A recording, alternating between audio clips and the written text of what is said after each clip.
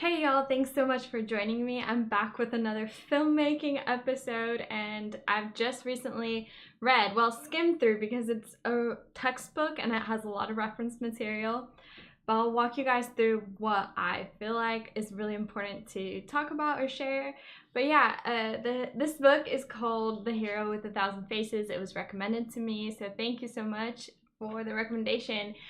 Honestly, it's like awakening me to what I need to do with my writing, because if you've read the description down below about this video, you'll see I put a list of like people that have been film directors, especially, who have been inspired by this book in specific. So the fact that all the best filmmakers out there have all drawn influence off this book. I mean, George Lucas, Star Wars, and then The Matrix, like the Wachowskis also name drop Joseph Campbell, the author of this book, because this book came out in 49. So yeah, it's like the reference book of all textbooks. And yeah, I'm gonna walk you guys through this. In specific is a page out of this book. It's more of a chill stream today. I just wanted to hang out more than anything. But yeah, this page in this book doesn't drop until quite later on, so it's kind of like one of those moments where you're like, oh my god, this is it.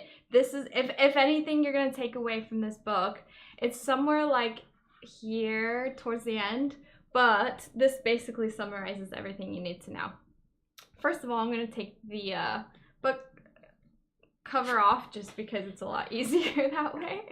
But yeah, so I went to film school, right? And the thing is with my film world view is like, let me go through this really quick. But if you're joining me at any point, I do have the chat box up, so you can drop me a message. And just thanks for being here, really. I just love talking about films and books. So okay, my journey with film, right? So when you're in film school, you get to decide what exactly you want to, is it like minor in? Because your major is film, so technically, okay, so you really decide what your minor is in film. So when you're in film, you get the opportunity to either go into screenplay, like full-time, like screenwriting, directing, producing, what else? Camera operating, and lighting and grip, and some like, oh, obviously in acting if you want to act too. So that was kind of like my question to myself when I was in film school, like, what exactly do I want to do? What classes do I want to take? I could have gone through and basically minored in one of those options I just said, right? But in my point of view, it was like, I definitely wanted to be a writer. Like, I knew hands down 10 years ago, 10, 12, 15 years ago, that I wanted to be a writer. So my game plan was like, instead of just going into screenwriting and taking all screenwriting lessons, I'm gonna take, because I want to see, not only do I want to be a writer, I want to take that writing through and almost be able to like single-handedly produce it, and do everything that you need to do. So the only way to do that, instead of minoring in one thing, was for me to take classes in literally everything. So I took a few classes of screenwriting, I took a few of directing, I took a few camera operating, post-production, editing, things like that. So I never got too like in depth with any single field because I only had a few years, right? And obviously I didn't take all the classes in one particular minor. I just took the few introductory classes or whatnot of every topic. So as you can imagine, I kind of had to rush through the topics of film, and I feel like I really missed this part of, especially screenwriting, was like, how did I not remember this specific part about screenwriting, that there's this book, A for one, that I didn't really know about 10 years ago at all. If I had known about it, I had known about people talking or referencing material from it, but it wasn't a case where like my teachers or anything instructed me to read this book. No, like I didn't hear about it basically until now, until 10 years after film school. Now I've been recommended this book. So it's kind of like amazing that I finally know where kind of like a lot of the source material comes from. But yeah, I'm just really excited to kind of like talk through some of the sticky notes that I put through. But yeah, so what I want to say is like what I did learn from film school is something that, oh sorry, I zoomed in, something that everyone knows is, let me point out, it is going to be the transformational arc. So the 3-act structure is something that I did know about, and this is something like too obvious, everyone always knows about it, and it draws influence from like Shakespearean times. Right, so the 3-act structure has this curved line through it, and I can actually walk you guys through it. I can stand up now. Like, this is why like I kind of prefer these streams instead of like, but let me change. So I'm actually going behind the scenes and changing the aperture. Because yeah, when you do that, you can let in more light.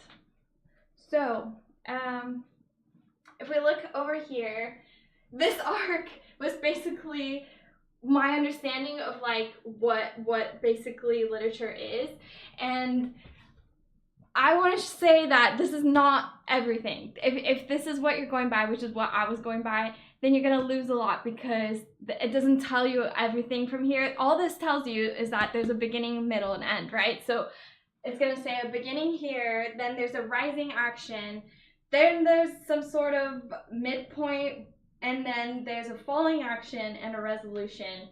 And that's basically every single movie to ever be is gonna have that. And but right, like if we take a look at the Joseph Campbell's version of the hero's journey, it gives us more information than just this kind of like obvious stream, right? So this is a bit different, and to like look at, let me just make sure that you can see the whole thing. So this is saying that there's like, to me, okay, the only way I can explain this without using anything else right now is tarot. So literally this brings in the what I know about tarot too, is that like, okay, so there's these cards, like the Emperor is one of them. So in tarot, basically like you're gonna read about your fortune or whatever, and the reason why there's so limited is because there's only a certain archetypes in the world, and every human being falls underneath these archetypes. That's just been studied throughout centuries, right? And that's why tarot is so famous and so old. Well, this is very similar, and this is adding like people into the mix. So it's not just like what beginning, middle, end, but it's like, oh, okay, well, what's happening is that like you're in the hero is encountering specific people, specific archetypes that are gonna help and or detract from the hero's journey. So basically that's what it's saying. So for the call to adventure, then the helper comes through, and then there's these and like you don't have to, the thing with this, you don't have to use everything, but it's gonna include like the specific deterrence of the hero. But if you're a screenwriter or a filmmaker, you could say like, oh, I want my hero to start here, and then okay, he's gonna get a helper because that's just the foundation of all stories. But which one out of these do I want my hero to go through? Okay, choose one, choose 5, I don't know. And then move on. There's gonna be tests, more helpers, and then some sort of, you know, something to help the hero go all the way. And then one last thing I learned about is like, in the end, it's not just like an end. Every hero needs to have gone somewhere, and then the crucial point is that they need to return. So that's a huge one here, is returning. Oh god, where am I? So returning, and bringing and trying to change or the society that first bothered him. And then the elixir is basically bringing what they learned from that place that they went to, bringing that elixir. Well, that's such a beautiful word, by the way. Elixir. Elixir. That's how you say it. Elixir. Getting the elixir back from what the hero has learned back. And this might not make much sense, but let me open up like, so first of all, obviously, if you don't know already, like I mentioned down below, so the hero's journey, one of the first filmmakers to appreciate this book, because he read it a few times, was George Lucas. And obviously they're pictured here, so there's a genuine in-person collaboration happening. And George Lucas claims that Campbell's monomyth, or basically the hero's journey, was the inspiration for his Star Wars saga, and attributes its success to the film's ability to tap into this timeless mythic structure. So this is a foundation blueprint. It's basically, if George Lucas did it, look how there are many people I wrote in my script, but you'll see here is the kind of what we can go through scene by scene a little bit. So okay, so Star Wars and The Matrix have very similar patterns, obviously, because literally both directors said that they were inspired by this book. So the fact that literally the best movies of all time, and even, okay, so I have the Lord of the Rings here. Obviously, Lord of the Rings, The Hobbit so The Hobbit, sorry, I have this bookmark. Oh, I better keep it. I have The Hobbit here. It was published in 1937. So obviously The Hobbit, J.R.R. Tolkien was first. And then this book was written. So this was 1949, 1937. So obviously there was no way for The Hobbit to have an influence. But the director of the series, was it Peter Jackson? Oh my god, I'm blanking. I think it was. Well, anyway, he was inspired by this book. So you can even say like the Lord of the Rings movie series was also inspired by this. So yes, literally all the best movies have been inspired by this book. Let me just make sure I have that information really quick, and I'll check the comments. But yeah, obviously I haven't been on here for like ever in a while. I've been like so back and forth in terms of what content I want to do here and things like that. So just bear with me, because it's been kind of a struggle to like figure this out. But anyway, I do appreciate, I already have a comment, so hi. Thanks for being here. What was I gonna say? Oh yeah, let me just check I wrote that right. So yeah, it is Peter Jackson, film director. Got that right. Okay. So I even wrote Disney, literally, because Campbell was invited to speak at Disney headquarters in 1985. So every movie after 1985 was basically inspired by that lecture that Campbell gave at Disney Studios. So you could even say all those Disney movies in the 90s. And then Christopher Nolan, as well as who else? James Cameron. So literally the best of the best of the best. And so if you want to be a filmmaker, how can you ignore that? You know, like me clueless for 10 years, possibly because I wore too many hats in film school and took every single minor I could. Took classes from every single minor, and so never got like the full screenwriting experience I should have gotten. But if you're in that stage too, just don't ignore it.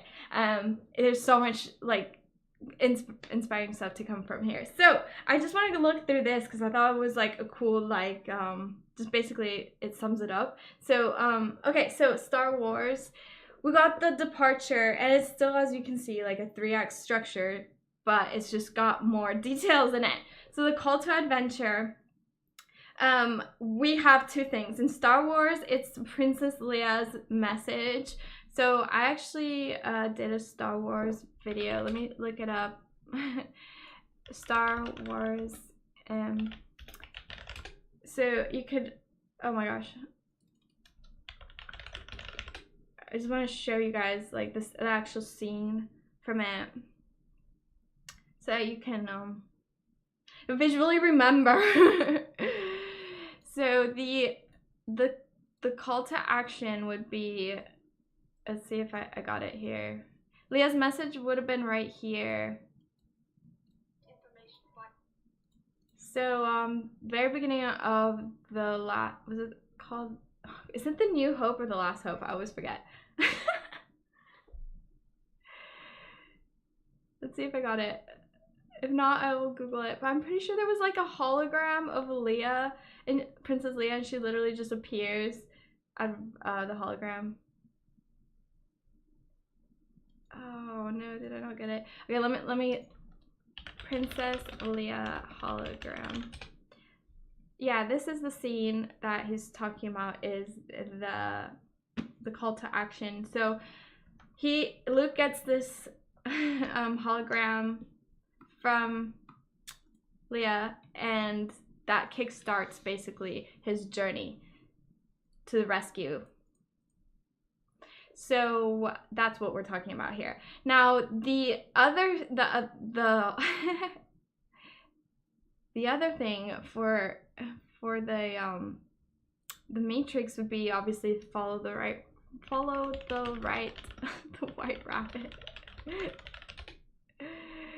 And of course that's so right. So this part in the Matrix is the call to action for Neo, because he's looking for clues. Right before this scene, Neo is stuck in his room, stuck on his computer, sorry, and he is experiencing weird glitches with the computer. But it's not until he sees this tattoo of this lady, because the computer had just told him, follow the right rabbit, Matrix. So that's what the computer just tells him, right? Is wake up, Neo. And then the Matrix has you. So, and then he gets a knock at the, follow the right white rabbit. And he's like, what does that mean? Like, this is confusing. And then he gets a knock at the door. That's when the people, when he sees the tattoo on this lady, right, which is a rabbit.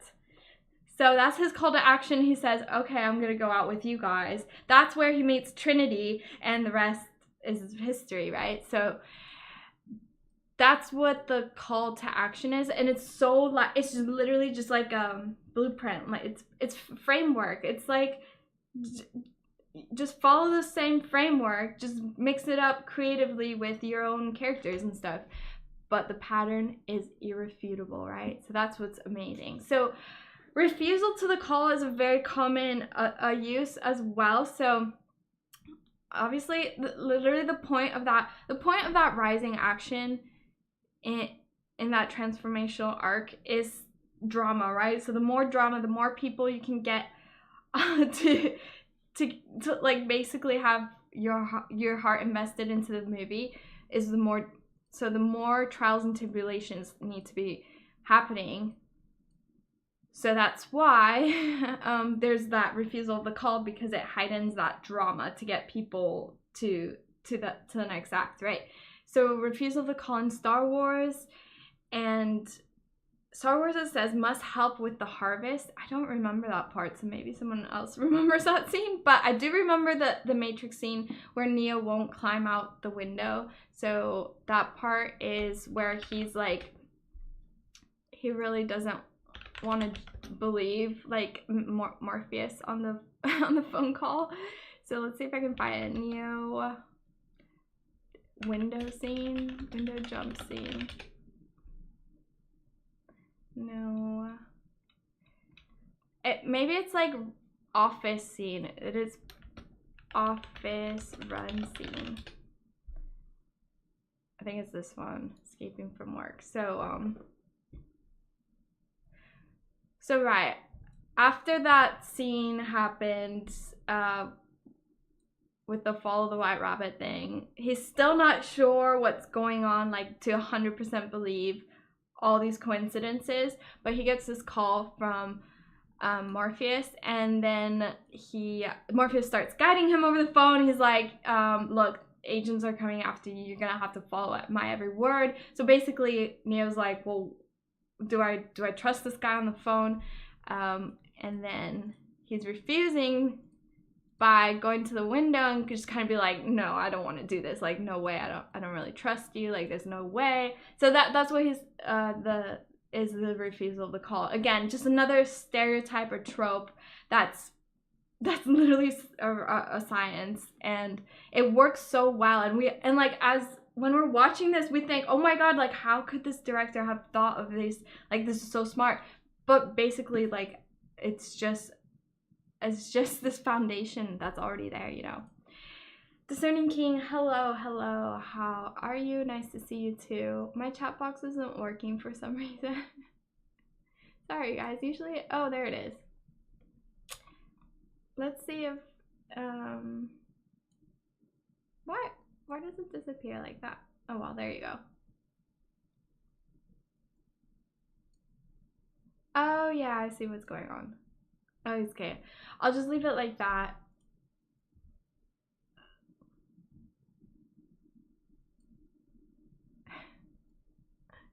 Yay.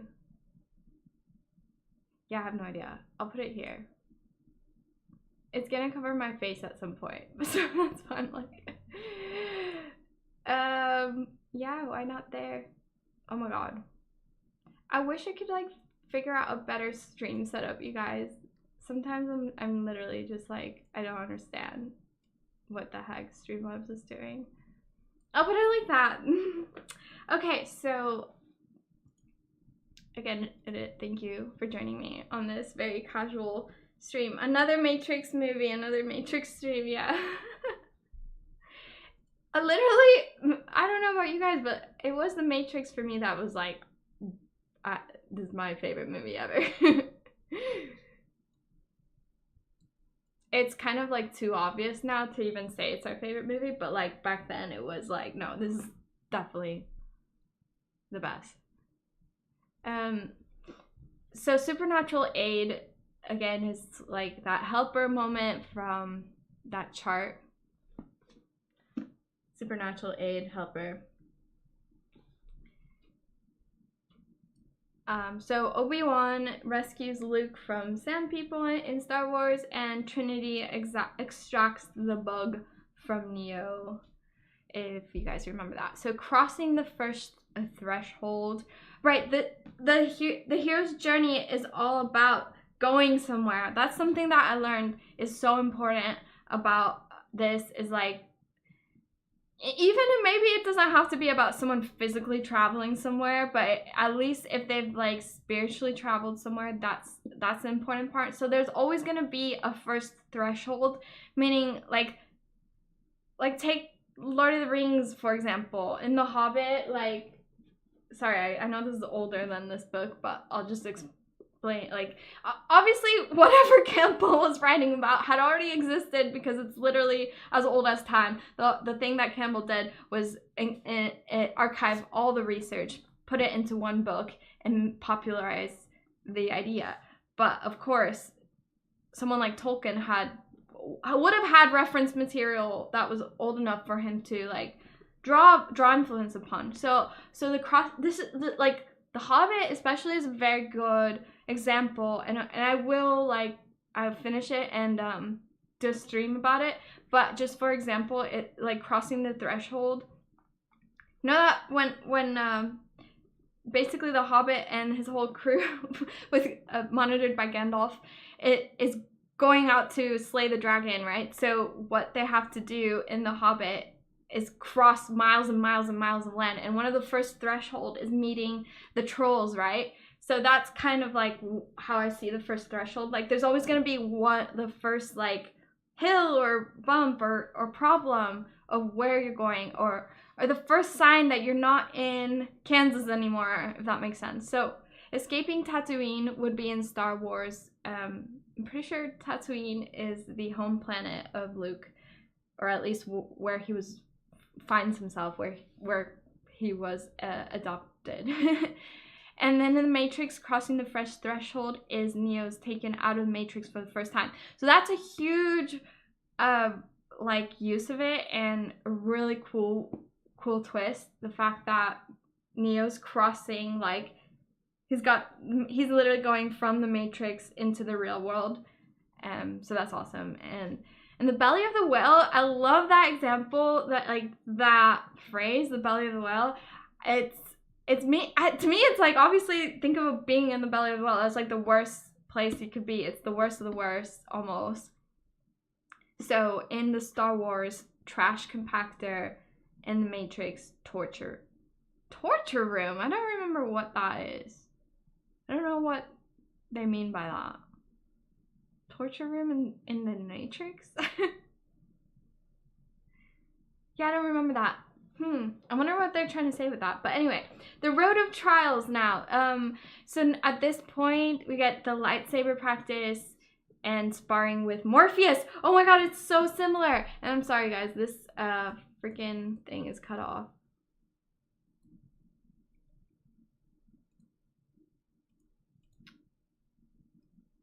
So yeah, isn't that mad? Like this, sorry, maybe I can highlight it. There we go. Okay, so this is mad how like literally print for print it is. The road of trials. You get the lightsaber practice and sparring with Morpheus. I mean, literally, like, put any other movie down, it's gonna have something like that. It's so funny. So I have a question about World War III. So a lot of my decode stuff, as you know, I have moved to the channel that I co-host. So Cyphers is that channel. So if you're looking for decodes and stuff, do subscribe and follow, please. It is a channel I co-run and co-produce with my partner. So like half the videos are mine. If you're looking for my decodes, that's primarily where I'm gonna put my stuff. And yes, I do have a World War III decode. It's actually the Balenciaga one, because I think there's so many things to talk about, where the biblical land and the land of Canaan and the Baal worship and World War III, and it's actually a Canaanite World War III. That's my thesis. But yeah, I don't have a specific date. I did see there was significant decodes down the line, but right now, not gonna decode it. But thanks for the question.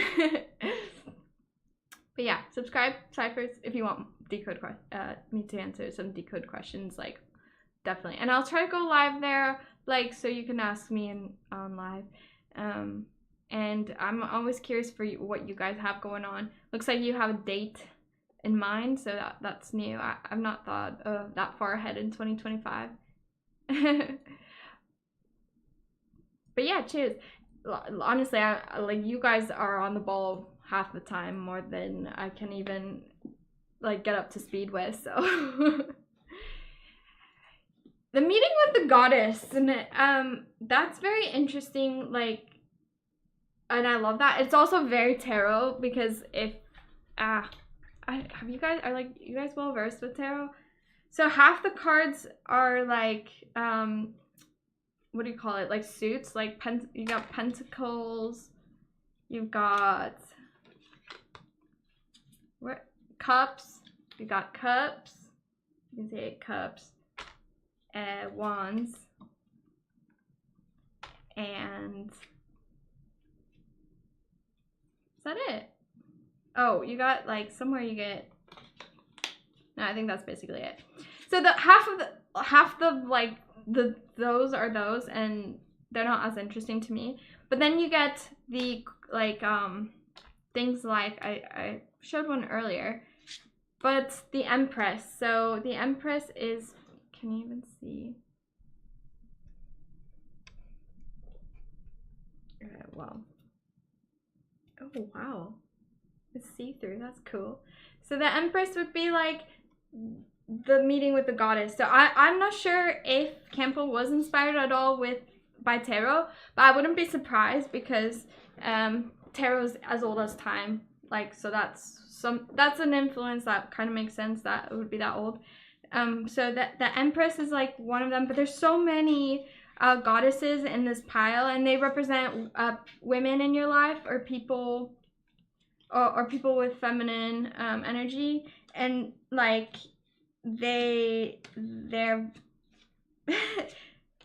it basically, that's what it will say. So it's the same thing with this story arc. It's telling you, like, in your lifetime, there's just gonna be a feminine figure in your life, or especially in a hero's life, that appears consoling and guiding forth, right? So meeting with the goddess, we're gonna have Princess Leia in Star Wars, and the Oracle in the Matrix. Oh my god, that's like such a pinnacle of like meeting with the goddess. Literally, yeah, like the Oracle's meant to represent Mother Nature, and obviously the counterpart to the Oracle is the architect, which is the fatherly figure. Then temptation away from the true path. Luke is tempted by the dark side, and Cypher tries to tempt Neo to stay in the Matrix. Atonement with the father, so Darth and Luke reconcile, and Neo rescues and comes to agreement with his father figure Morpheus. Apotheosis, becoming godlike. Then we got Luke becomes a Jedi and Neo becomes the One. The ultimate boon is such a funny thing. I was like, what does that mean? And I still don't really understand, but boon to me, so when I was reading it, it was kind of like bounty. So it's like literally anything that the hero really wants. And it seems like the ultimate boon in Star Wars is the Death Star destroyed. So that's what the Jedis want. And then in the Matrix, what the everyone unplugged wants is humanity's salvation. So the ultimate boon, yeah, that's literally just, you gotta, if you're screenwriting or if you're writing, you gotta think of what the ultimate boon is for your heroes. And literally, yeah, not only Luke Skywalker is the only hero in Star Wars, not only Neo is the only hero in the Matrix. So every character is gonna also have this kind of arc. So basically, it's just whatever the main group of heroes want is gonna be the ultimate boon. And then the return, again, is the very important thing that they kind of leave out, because in the most film schools, what they're like, what I said, they're gonna tell you it's just an ending. It's just a release, it's just a descent, it's just a resolution. But that doesn't tell the whole story, because the whole story is that it is a return. So if you don't include that return, if you just end it and there's no return, then you haven't completed the hero's journey. So that to me was the most like, if you're gonna get anything out of this stream, if you clicked on it and you're a filmmaker and you're like, what am I supposed to get out of this? Get that you need your characters to return somehow in order to complete the hero's journey. Because let me tell you, in my writing, especially like early on and still now, until literally now, I never had my characters return. Like, it just kind of like went somewhere. There was some sort of like midpoint, and then it just kind of ended, but there wasn't a return. So now that I'm like, oh my god, okay, now I know that's something that is really important for figuring out this plot device. So refusal of the return is, okay, so in Star Wars, it's Luke, come on, Luke wants to stay to avenge Obi-Wan. Gosh, this is getting very like detailed that I'm like, do I remember that part? Neo fights an agent instead of running. I'm pretty sure that's the scene in the train stop. Let's keep going, because let me read these really quick. The magic flight, the Millennium Falcon, jacking in to the Matrix. You know, when they plug themselves in the Nebuchadnezzar ship. A rescue from without. Han saves Luke from Darth. Okay, so then Trinity saves Neo. So this is some sort of like another hero saving the main hero. And then crossing the return Threshold. Star Wars, it's the Millennium Falcon destroys the pursuing fighters and Neo fights Agent Smith. Master of the Two Worlds, Victory Ceremony, and Neo declares victory over machines. Freedom to Live is gonna be the ending. The rebellion is victorious over Empire, and humans are victorious over machines. And then the common mythical elements, of course, and like we just talked about, is that there's always gonna be a mentor. There's always gonna be an oracle. Literally, it's called the Oracle in the Matrix. It's Yoda in the Star Wars. And there's always gonna be some sort of prophecy. And in Harry Potter, you get the prophecy, right? The prophecy being that Harry Potter is meant to overthrow the Dark Lord, and only one of them are meant to survive. But the sun is your favorite tarot card. Nice. Why is that? Is it because it's obviously a bringer of good light? I have it right here, the sun. I love how it's see-through because it's halfway green. That's what's going on with these books too. Some of them are like green, so they're clipping. So I have like the green screen turned on. Then a failed hero. That's funny. Wearing an enemy skin, shapeshifter, animal familiar.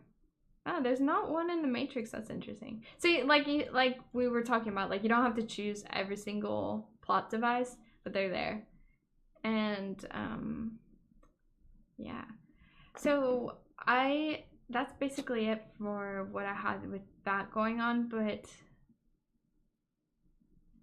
let me just see it really quick. So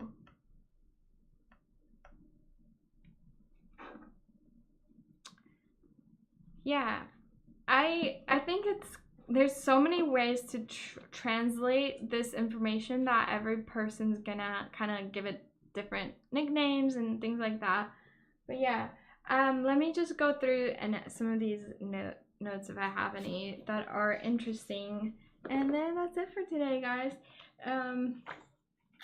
It's really difficult to read, I will say that, because this author is like incredibly well read. Like they've literally read every single story that I could ever think of, from like ancient cultures is the main thing. So just so many different languages and religions that you're learning about. But basically, like fundamentally what he's saying is, in one sentence, which is the title of this book, is the hero with 1,000 faces, because there's only one hero, there's one monomyth, there's one true basically God, I always forget the word, blueprint. There's one true blueprint for all of them, for every single hero, every single religious figure that you've ever thought about.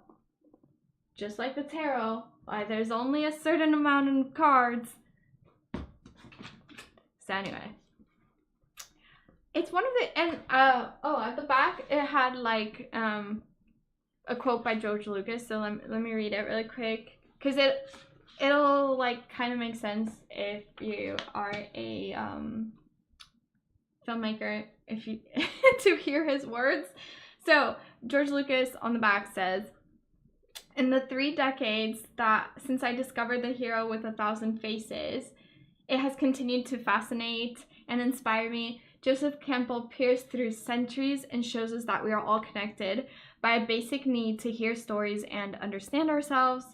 As a book, it is wonderful to read. As illumination into the human condition, it is a revelation." So honestly, it's like, if you know how Star Wars was a screenplay first, it was never a book first. Like Lord of the Rings, book first, 1937, right? Then movies. So the filmmakers had a lot to go by because they had the book, obviously. So they literally just adapted the book.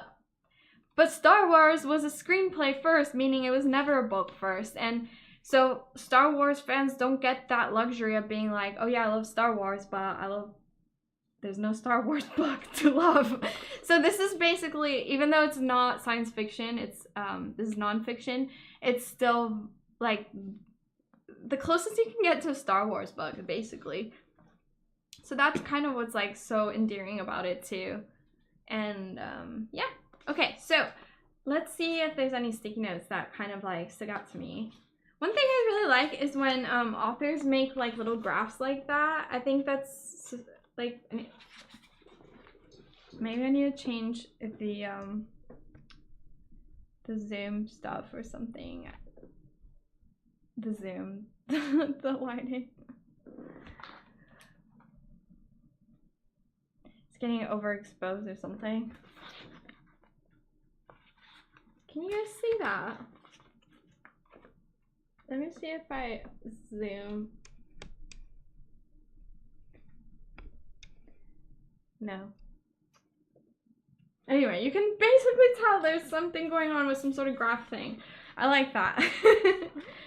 Because I'm writing a text. This is a textbook, right? So I am writing a textbook for ciphers, and I'm like, I need like little tricks of how to format things onto a book. So just going through my note cards. I have terrible handwriting. So page 15. Let's see I really wanted to highlight this. What do you guys think about like highlighting books? So I've done it before where I highlighted, oh my god, I highlighted a Bible. But it was like one of those like, I bought it secondhand, and it was like a New Standard Revised Version, which doesn't even count. It's not even like the real, the original alphabet. So I was like, yeah, I was highlighting the Bible, and then years later I look back and I open it, and you could barely like see any of my highlighter. It was like worthless. The highlighter had like dissolved into the paper, so I haven't done it since. So now I do sticky notes, but then I'm like, well, where exactly did I read that? Page 15, there it is. Oh, I can't find that one. What the heck? Let me go to the next one then. In 2 pages, I've seen Dante, which I love the word Dante. I've not read any of Dante's work, but I love his name. Pandora's Box. A Minotaur. Obviously, it's going through like Greek mythology. King Minos. The Labyrinth. Aristotle. Poetics. Let's see what else.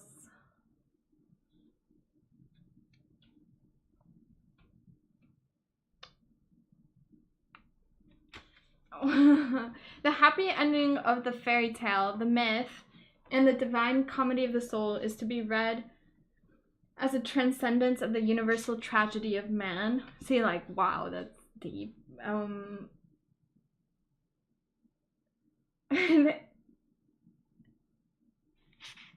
There's a lot, so let me just keep going, because I literally... Now it's talking about Buddha and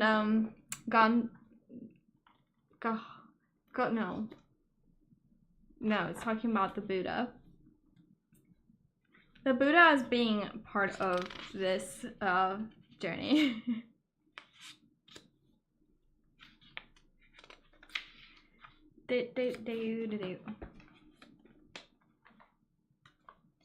My god, I'm just realizing now how terrible my freaking handwriting is. Okay, the Yggdrasil is the world tree. He's obviously like saying that he believes in the flat earth, because this is a flat earth photo. It's basically like the flat earth is there, and then we've got the dome and whatever lies underneath. He does also mention the demiurge. That's kind of just setting the stage. there's the call to adventure. So basically that first part, that call to adventure, that's on page 40. So you got to get 40 pages in to even start the whole thing. But yeah, call to adventure.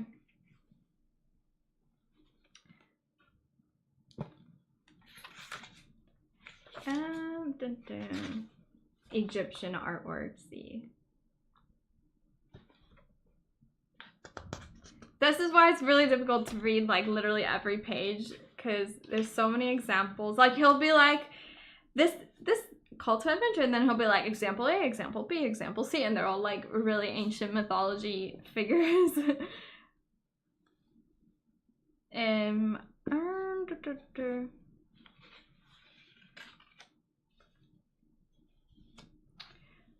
Okay, then we got refusal of the call. As you can see, we were talking about that.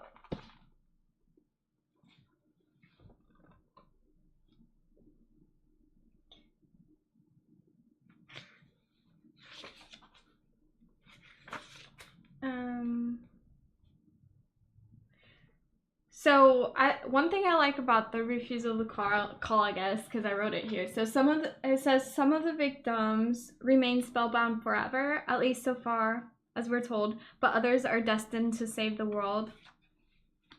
So I guess basically like a lot of people in the refusal to the call. It's not in this one, but it was in the other one. In the refusal to the call.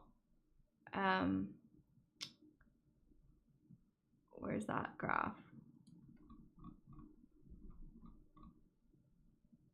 The saying some wouldn't make it, right? So like most regular people, and I guess this is also a very spiritual thing, because like everyone gets the call to adventure, but only the heroes accept it. They're all the only ones brave enough to take it.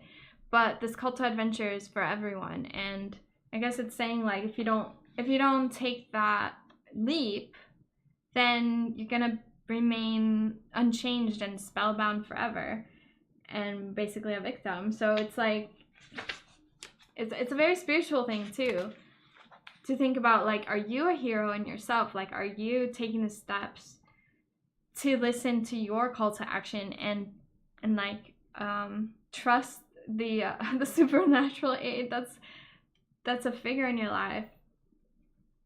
And I think what's really cool about this too is like, as I've been looking into like flat earth, and kind of like a lot of flat earthers will be like, oh, the flat earth proves that this is God's nature and a positive place, because like the fact that God created a flat earth, meaning like there's no like terrible, horrible thing like the heliocentric model tells us, where we're flying in like infinite direction with so many potential for harms, and even like a flying asteroid could hit us at any impending moment. But no, if we're just a flat earth, that means God designed this place to be steady, to be a place where it's not gonna get harmed. So doesn't that reckon that it is a benevolent design? And when I was like not past the flat earth, because like you're at one point you're like, oh, I'm a flat earther, right? And I love how this book even included that. Like I said, like I'm a flat earther, I believe in this. But even if you believe in this, and the fact that we looked at the Matrix, right? So the Matrix, like, so you go further than it just being this, then you go, oh, okay, it's a simulation. But then when you start thinking about a simulation, you start thinking, oh, this place is evil, because like why would a loving God create a simulation? Like, a simulation is inherently flawed. But then if you take it back, if you understand it is a simulation, and then you take it back and see that it is this flat stationary place where it's like you get this supernatural aid, and it's talked about not only in this book but in the tarot. So this is a half century old, this is thousands of centuries old. Thousands. Like, they cannot even tell you when tarot was technically invented, because nobody knows. So the fact that this is thousands of years old and has very, very similar, if not this inspired this, it's like, this tells you that there's supernatural aid all around you. This tells you that no matter where you're on in life, you can turn it around, you can flip it around, and that there's going to be people in your life that are going to help you. So doesn't that mean this is a benevolently designed place to a certain extent, right? Check out these channels called Esoterica and the Modern Hermeticist if you haven't seen them. Good day, Gematriaholics. Thank you. Sick. I love that. I love a good recommendation. What do you like about them? Do they like go through the like sacred geometry and things like that? Oh, dude has a great stream about tarot. Oh, perfect. There you go. I love that. Yeah, I'm not an expert by any means, but I love dabbling in it. So, do you do tarot? Does anyone here else do tarot?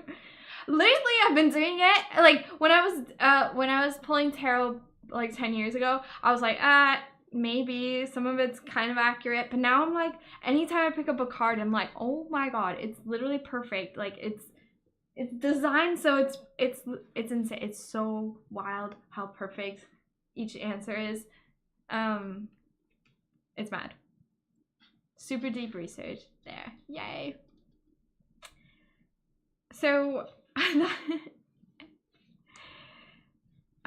supernatural aid is like, yeah, supernatural aid is so cool. It's like the fact that it's been studied this much and like written about, it just means like there is benevolence. There are angels in this world, and that's like a relief, really, because like there's it's Earth has been controlled to be so evil, and that's how basically my channel, it swerved so much. My Netvoid channel, like at first I was trying to be edgy because I was just posting music and travel, but then when the scamdemic hit, I was like, oh my god, I need to do something with my skills to talk about this evil that's infested our world. Did 2-3 years of that on my channel.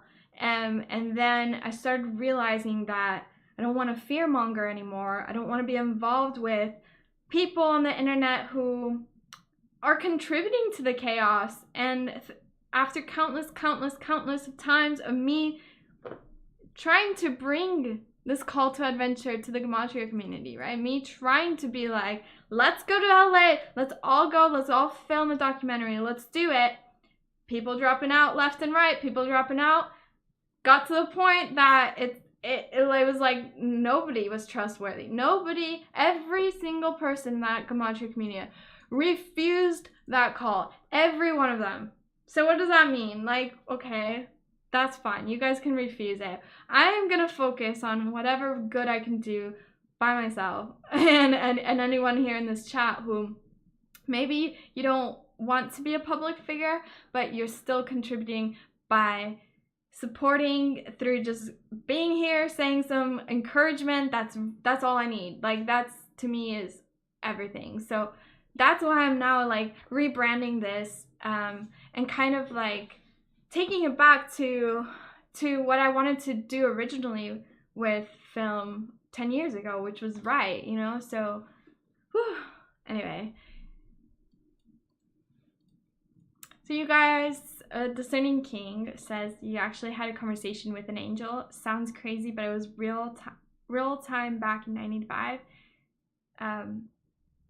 Honestly, that's amazing. Like, did they appear? Like, were you able to project them with your mind in terms of could you feel the presence, or was it more like you were talking telepathically? Because I feel like I've had a bit of both experiences here and there in my life, and I like hearing about it. Yeah, many fraudsters in the Gematria community. Very much so. It's so sad. They're not in it for the truth. A lot of them. Or most of them. Or all of them. All of the public ones that I've personally tried to reach out to. Now, there's some people that are public that I've yet to talk to. I don't mean them because I've not even tried talking to them. But I mean the ones I have talked to. Ali, that's an old horse. I'm convinced that everything is in synchronicity. More like person to person. Heck yeah. I was literally falling into this trap of like simulation theory that I thought this place was so dark and so evil and so like awful that like the only good in this world was people incarnating into the simulation to try to get people out of it, and that there was no point saving this place. But after talking to like my recent interview with Dave Weiss is out now on Cypher, so if you want to check out like I'm like, I didn't AI voice this one. This is literally me and Dave Weiss talking. So if you want to go kind of hear where that took us. The thing is, it had a very positive spin towards the end too. Like, he was also saying like, look, like the heliocentric model, and who in the gematria community is Mr.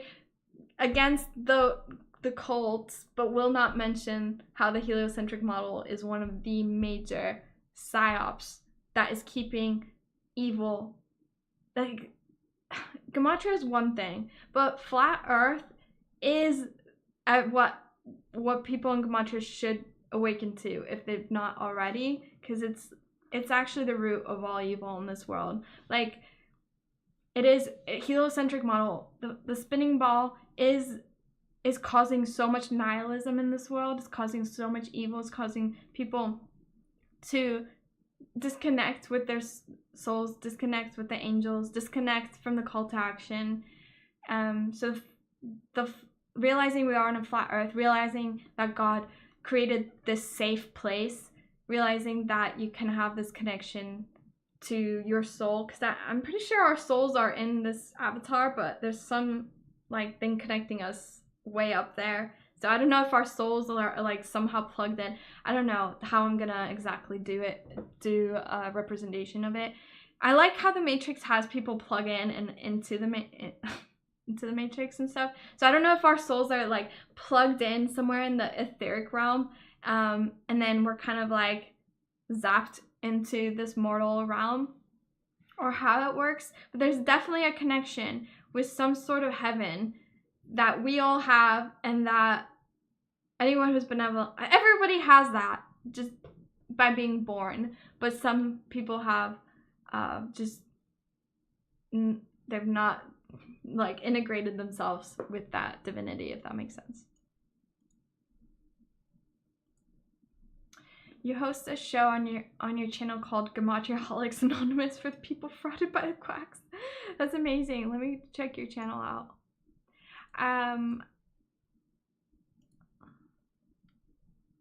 Thank you. I will check it out. How do you say your username? Soner? But yeah, I think your angel talked to you in Spanish. That's so funny. How did you know it was like Spanish? Can you speak a little bit? Yeah, okay, so let me just wrap this thought process up, if you guys don't mind. Because that's basically all I had to say. I'm now just literally just hanging out. Sifkosona, got it. Yay, okay. Okay, so now, what? I hate when I leave a sticky note and I literally, oh, there it is. Okay, so we're still on supernatural aid. Let me just go, I like that. We're still in supernatural aid. So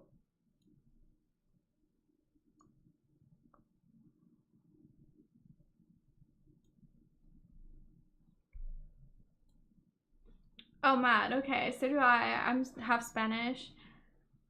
Woohoo! Yay! I speak Spanish too. I always wonder, like, should I open up a Spanish channel too? It was a beautiful experience. What did your angel tell you? Like, what do you feel like they were trying to tell you? As I go read this. Okay, so the hero to whom such a helper appears is typically one who has responded to a call. So if you respond to the call, you'll get this supernatural aid, basically, as a formula. And And that just makes sense spiritually too. Crossing of the first threshold again is here. And now we're here.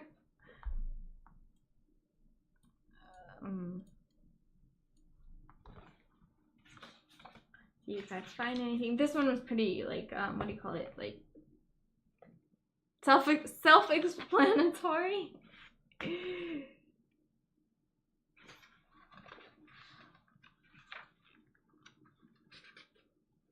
Oh look, Baal is in Baal.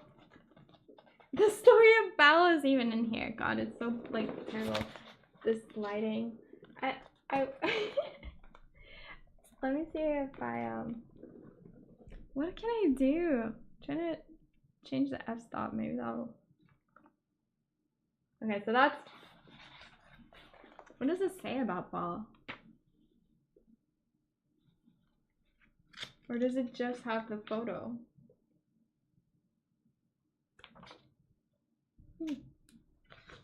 Yeah, just the photo for that one.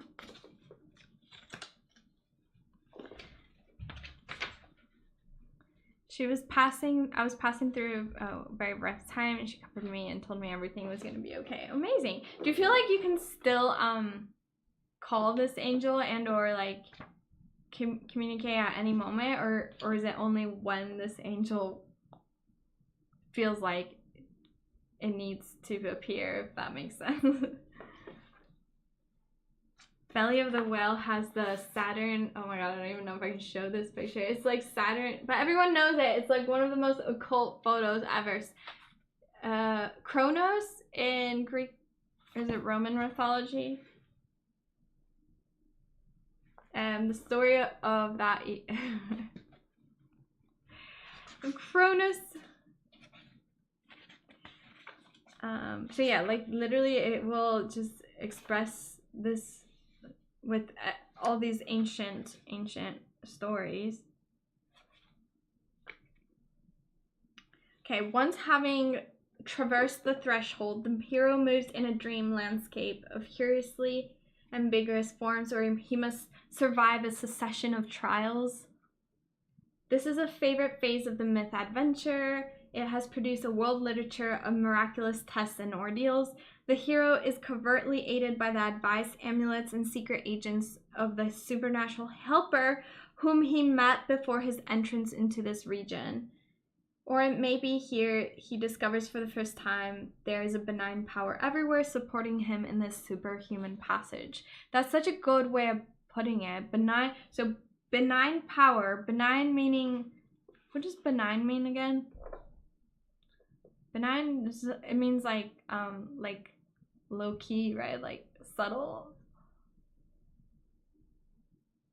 Define benign power.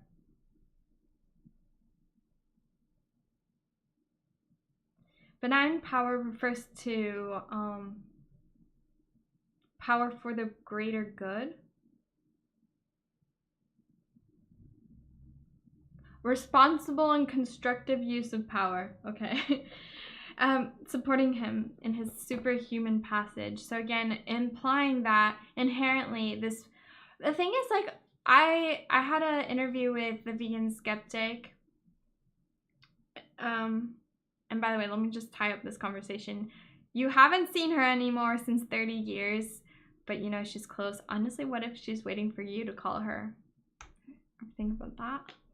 You should try some sort of like what do you call it? Like not a ritual, but you know what I mean? Like a little meditation to try to invoke this goddess. But yeah, oh, like on my channel, I don't know if I have it available on, or if I've hidden it, because I know I've hidden so many videos. Oh god, I don't know what comes up when I type my thing anymore. But let's see, did I still have this? No, I think oh yeah, so the Vegan Skeptic. So I am such a fan of the Vegan Skeptic. I like their book is one of the most powerful modern ebooks that I've ever read by a contemporary person, aka someone even younger than me. And it's, or I don't know, actually, I don't remember there. age. But anyway, an incredible accomplishment for such a young person to have written this ebook, and I wholeheartedly stand by it. I have to read it again in the future because it's that good, and I will keep pulling like things from it. But I don't know, I would like to talk to the vegan skeptic again, so hopefully like we can chat in the future, because the way that like they presented the simulation theory, the vegan skeptic, so Waking Up from the Matrix is the name of their ebook. The way they presented it, they made it seem like like regardless of it is a flat earth and all that, it is a simulation, and they're trapping us here, and they're mind wiping us between every incarnation, and there is reincarnation, so they're harvesting us, and you know, there's no real way to combat the mind wiping because that's literally inherent to the human design of being reborn and having new parents, having a new avatar, and all this stuff. So it's kind of like very grim, and I totally get where they're coming from, because that's inherently messed up that we are kind of reliving all these lifetimes, and it seems like we don't remember anything from our past lifetimes. So anything we learned in our past lifetime, it's almost useless because we're repeating the same mistakes over and over. And he made a good point, like what's the definition of insanity is making the same mistakes over and over and over again. So why would God put us somewhere being harvested into this unfathomable simulation of insanity where all that's happening? But the only way I can counter it is after reading this and like seeing how tested and proven the fact that there was supernatural aid everywhere makes me kind of think that everyone, like, who from debating this book, from debating this book, the author of this book, from debating the author of this book, basically, I changed my mind, because from seeing how they were saying about how literally there's benign power everywhere supporting the hero through the superhuman passage, that's kind of making me feel like it's a flat earth, it's a simulation, but the flat earth proves that we're in a flat and stationary safe place,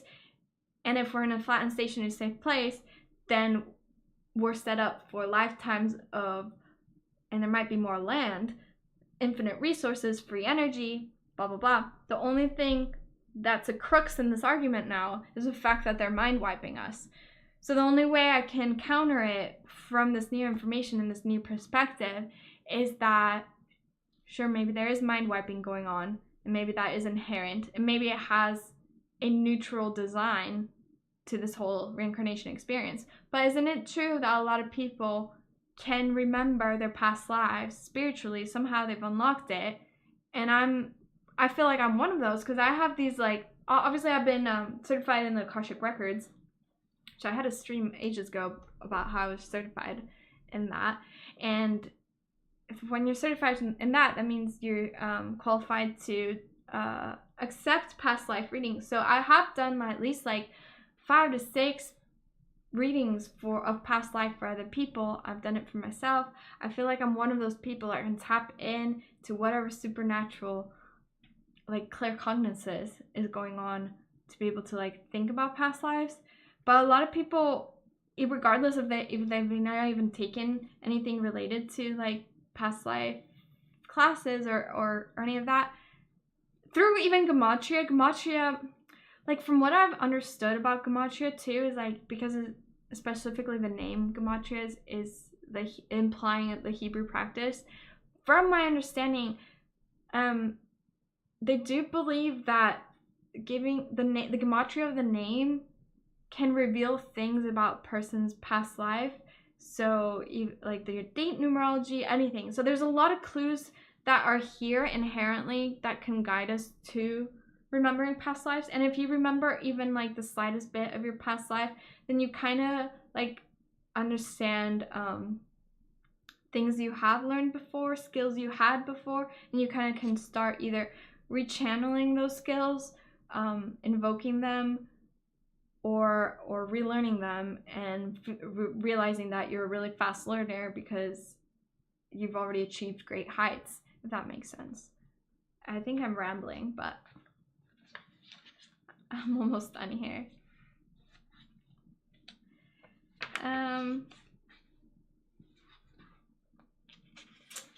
Let's see. So basically, you're getting all that information in fine detail. I'm gonna go now to the page where I was talking about that towards the end. So you literally read the whole book, and then you get the good,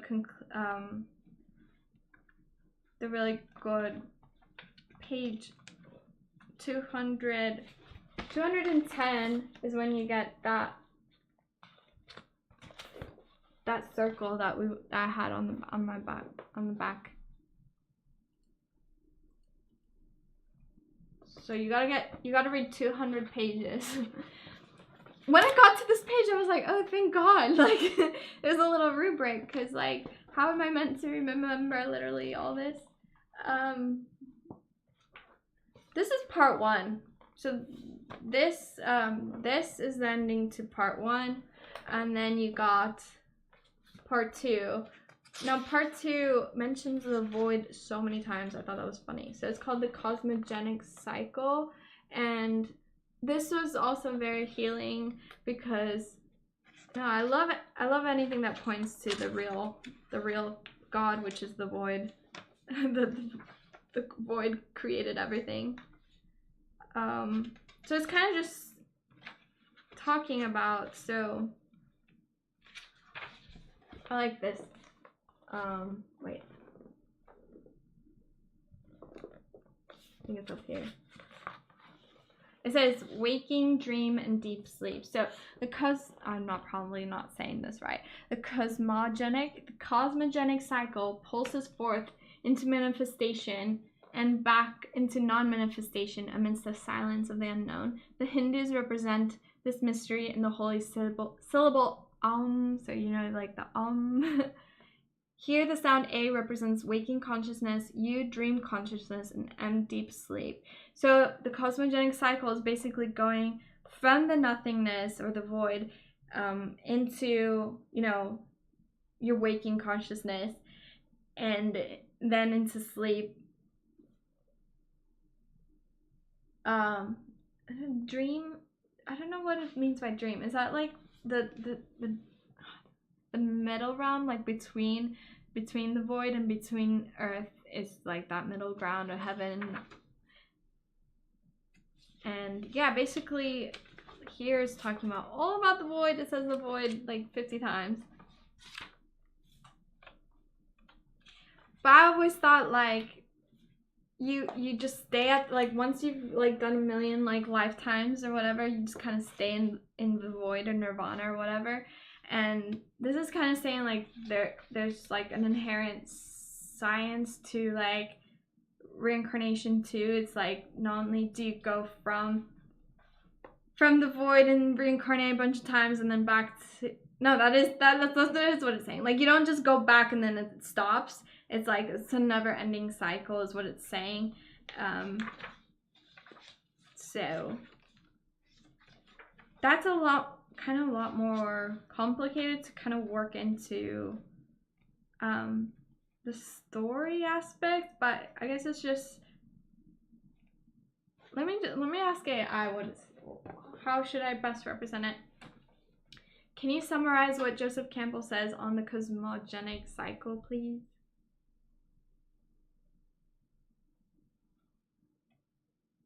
Okay. So it says, it's the overarching narrative found in mythologies, often involves the emergence of a divine being, the establishment of order from chaos. Oh my god, this is a terrible explanation. Sometimes I hate AI for what it's recommending me. I feel like this is something that I need to talk about with the book author, because I don't really understand it. I wish they were here to explain it.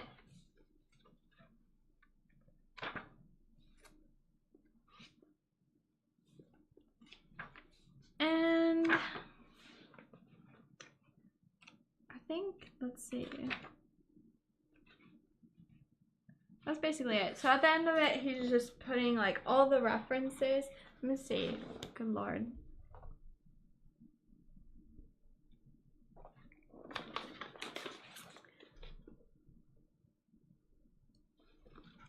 at the end, he's just putting all the references to every single book. So there's literally from from 342 to 400 is just him listing other books that he's read and other authors. So look how many freaking books Joseph Campbell had to read. Literally, I've never seen this many. It's beautiful. 1, 2, 3, 4, 5, 6, 7, 8, 9, 10, 11, 12, 13, 14, 15, 16, 17, 18, 19, 20, 21, about 30, 40 pages of just listing references. So basically, it's a textbook. It's a book that you go back to over and over again to learn new things. But fundamentally, you will find the basis of it is a very simple graph that Star Wars and Matrix, other movies, other books have drawn inspiration from. So that's it for now, you guys. Thanks so much for joining me on this really interesting topic. Honestly, I get that my audience is shifting from, like, I'm obviously not doing gematria here as much. I will get like further into that. Like, I mean, I could pull it up right now. Like, I don't mind decoding some stuff, like hero journey, for example. Like, I don't know anything that derives to that, but cosmogenic, like, I don't mind decoding things that are related to like cosmogenic cycle equals Jesus Christ. So I'm sure Jesus Christ has a narrative, but yeah, I mean, literally Jesus Christ represents that cycle. He literally comes from the beyond, arrives in world and returns to the nether realms. So yeah, if it's related to like my topic, I'm happy to include gematria, because my books are going to include gematria. Like, my book, like, you know, my books, the names of it are gonna all have riddles in it. That I hope to include all sorts of cryptography ciphers in it. So the only thing is, I'm not really decoding news here anymore. It's because I don't want negative energy on this channel. I only want positive energy going forward.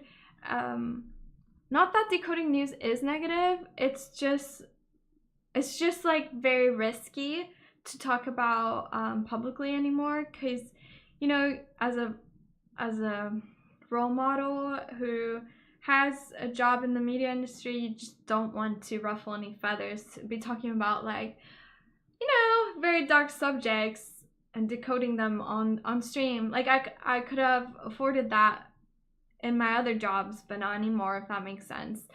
The more public I want to be in my career, the more difficult it is for me to decode news. So I mean, I'm happy to do it on ciphers because there's no camera.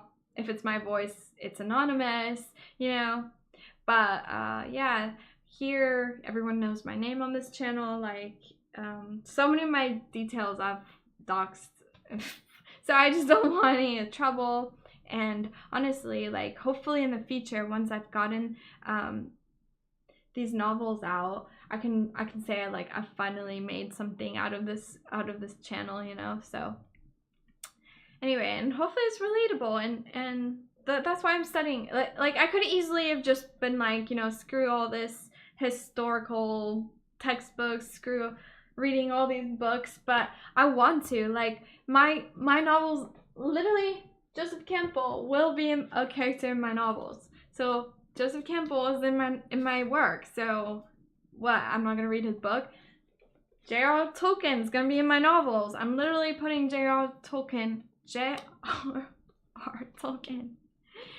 in my novels. Why wouldn't I need to read everything.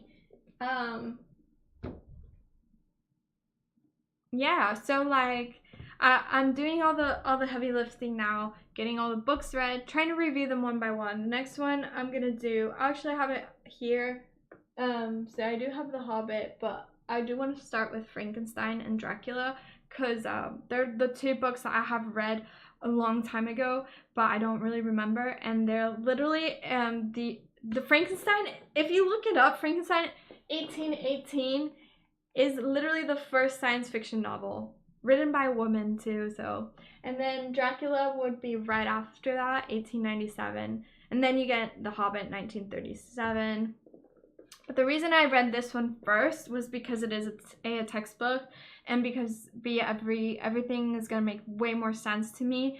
I'm gonna be able to recognize patterns a lot more easy, and yeah, I can't wait to like literally apply the same formula and use it on a story for myself. So anyway, thanks again for joining me on this really awesome, very geeky stream, but I had fun, and thanks for joining me. Next time you're gonna see probably a Frankenstein, Dracula. I'll probably put them both in one stream because I don't know yet. Maybe I'll do one each. I'm not sure yet. I'll figure it out. But yeah. Okay, bye. I'm chatting, everyone. Chatting too much, I mean. Cheers. Oh my gosh. I'm gonna figure out how to do this better, because I literally can't with this post-it notes. It might just be the having to highlight things in the future. Okay, bye. Peace.